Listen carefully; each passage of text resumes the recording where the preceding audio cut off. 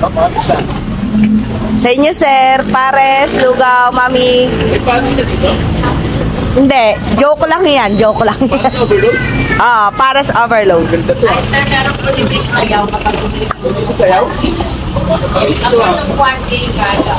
Kasi nga lang, ganda ng pera. 75 lang yung overload namin. Ito yung ano, sa trending ngayon yung sikat kay Diwata. Oo. Kanto Pares po yan, kalaban ni Diwata. Pares? Ano ba? Diwata Pares, tapos Kanto Pares. Oo. Ito. Overload. Saan na? Order ka ba?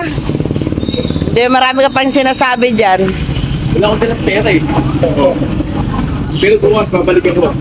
Barawan yan, babalik ka pa. Kasi ako, wala akong kalis ngayon eh. Bukas na lang. Utang muna ako ng chicken bulaklak, pwede? Barawan yan. Kabago-bago lang ng parisan namin, o tangka na. Kasi wala nang babalik ako. Hindi na. Pwede? Sige, babalik ako bukas. Sige, salamat boss. Balik ka, magdala ka ng maraming kapitbahay mo, sir. Thank you. At nagtry nga tayo ng Pares Overload kasi usong-uso ito ngayon. Ala Barabas lifestyle ang Pares Overload natin. Dati tinry ko to kaso walang hindi nag-click kasi nag-pandemic nga noon, pero kaya nga tinigil ko nun. Pero ito, sinusubukan ko ulit. Meron tayong Pares, may Lomi. Ayan, Lomi, napakasarap ng Lomi natin. Kanina may bumili na, sobrang sarap nga daw sabi. Salamat naman sa mga bumili sa atin. Ito yung mga presyo ng meal natin. Ayan yung pang overload natin, chicharong bulaklak, bagnet, laman ng baboy, halo-halo na yan. Hindi pwedeng pang-Muslim nga yan. Pang-Muslim yan kasi may baboy yan. Pero talagang masarapan kayo dito kasi professional yung cook namin na nakuha. Very professional. Walang arte. At very hands-on yung bago natin cook. Subok na matibay, subok na matatag. Maraming salamat at nakatagpo tayo ng bagong cook. At yung mga helper natin, matitibay din. Magagaling.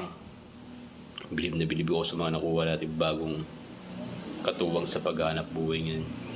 Ito yung mga ulam natin natira. Pero hanggang alas 12 lang to. Pero alas 12 ubos na yan. Kung may matira man, iawatin na natin. Tatabi na natin. Pang-ulam na natin bukas yan. Para sa amin, sa umagahan, tanghalian, hapunan. Tapos magluluto na naman tayo bukas ng panibagong putahe. At yung para sa overload natin, 24 hours na yun. Magbabantay ako dyan alas 7 ng umaga hanggang alas 8 ng gabi. Tapos karelibo ko yung mga katulong natin sa paghanap buhay na masisipag din.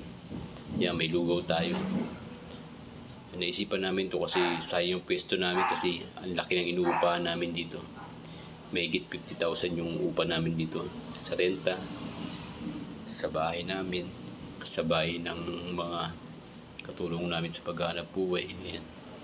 Kaya nagtatry kami 24 hours. Ayan. Sana pala din tayo. Sa una, talagang matumal yan. Pero tsatsagain natin. Hindi na tayo susuko ngayon. Mas lalo't may mga katuwang tayo sa paghanap buhay na may binubuhay din ng mga pamilya. Siyempre, sa una, ayan muna, importante yung mapasahod natin yung mga katulong natin sa paghanap buhay.